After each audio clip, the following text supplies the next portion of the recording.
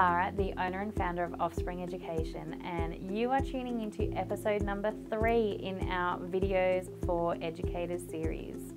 Today's episode is on sustainability, and given that I have this little baby now, our 2016 St. George Banking Group Osmompreneur of the Ward's Sustainability Trophy, I figured it was probably a pretty good topic to cover in this video. So sustainability, what is it? Well, essentially it is us being able to use the resources that we have now for our needs, but also making sure that there's enough resources for our future generations as well. The National Quality Standards, element number 3, talks about 2 aspects of sustainability that we need to embed in our practices.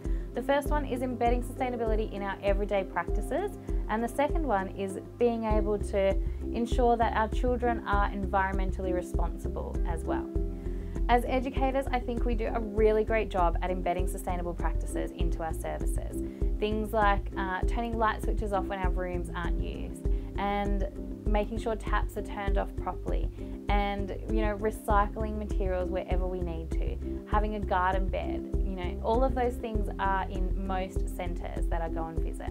Where I think educators need a little bit more support is embedding those practices into the children that we work with, teaching them why we do what we do so that they can grow up and learn, so that they can grow up and be sustainable themselves.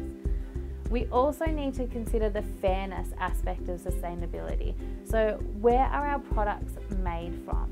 Who makes them? Are they getting paid a fair wage for what they're doing?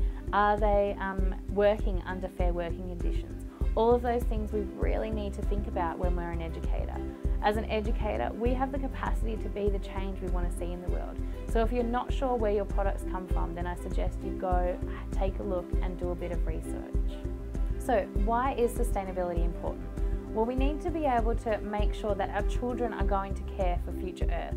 We don't know what kind of world they're going to grow up and live in, but we need to be able to give them the tools and the strategies for them to be able to preserve it. The second reason is about the knowledge of how everything fits together.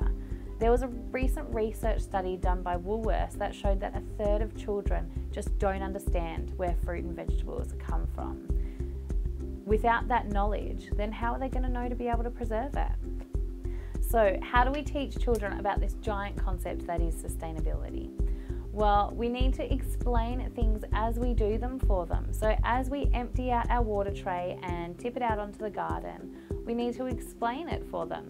We can do this in developmentally appropriate ways. So for our younger audience, we would just say something like, let's tip our water tray water onto our garden.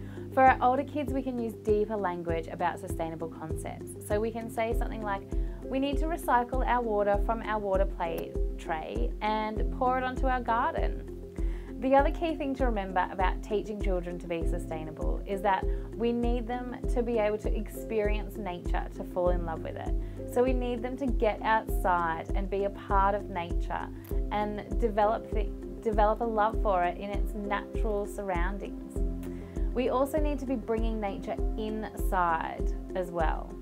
One of my most favourite experiences with children was after a big storm had happened and it had knocked down a big gum tree branch near our house. I took the gum tree branch into our classroom, and the amount of learning that developed about trees and nature and seasons even just from having this big branch in our room was so invaluable. They also used parts of the branch in different areas of our learning environment. So the sticks became part of the construction area, the leaves and gum nuts became part of our dramatic play area where they pretended they were different food they were cooking, and they used parts of it for their artwork as well. So just an experience like that can really instill this love for our natural environment that our children need to be able to take care of it when they get older. So the thing about sustainability is that it doesn't just develop overnight. It takes time. What I want you to do is to sit down and write a list of everything you do in your service now that is sustainable. And once you've got the list, come up with another list of all the things that you think you could do or want to do in the future.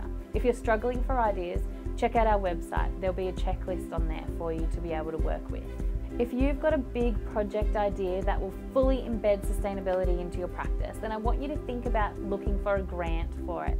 There are grants out there everywhere for environmental projects, so be sure to check those out. So the last thing I want to share with you is this lovely letter I got from my son Flynn's early childhood educators. It says, "To Lara, we are super excited to have someone with your knowledge and understanding about our environment and sustainability as one of our parents. We, the Toddler Room, are working towards significantly improving sustainability practices." Big thumbs up to you guys. "As you are the recent third place recipient of the 2016 St. George Oz Mumpreneur Award for Sustainability, we would really appreciate any ideas, suggestions, insights you may have in helping us to embed more sustainable practices into our room. Things we are already doing in our room: using both sides of paper for everyday drawings, using leftover water from our water bottles to water our plants, food scraps from all meals go into a bucket for Helen's chooks. We introduced air plants into our room as they need minimal water to survive. We use water face washes to clean children's faces to cut down on the use and purchase of baby wipes. And children have their own sheets for a whole week to minimise washing. Thank you, Jess, Kelly, Taylor and Janine, the 2016 Toddler Room." So that's a great list to get started with. I want you to go and develop your own list of all the things that you are doing that are sustainable in your service. And if you get stuck for ideas on what you can do to improve, then feel free to email me at lara@offspringeducation.com.au or check out the checklist on our website. I'm Lara from Offspring Education, and I look forward to seeing you in our next video.